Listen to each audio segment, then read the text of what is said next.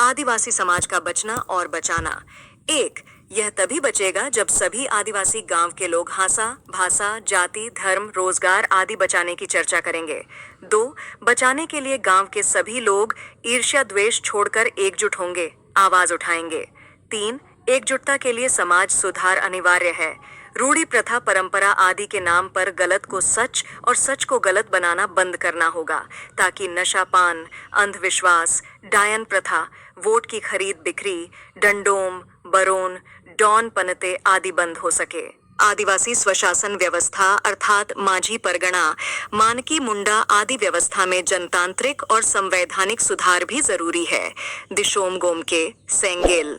ये चैनल में आदिवासी सेंगेल अभियान और आदिवासी समुदाय से जुड़े हुए समाचार सुनने को देखने को मिलेगा। इसी तरह वीडियो पाने के लिए इस चैनल को सब्सक्राइब और पेज को फॉलो करके हमारे साथ जुड़े रहे। सेंगेल जोहार।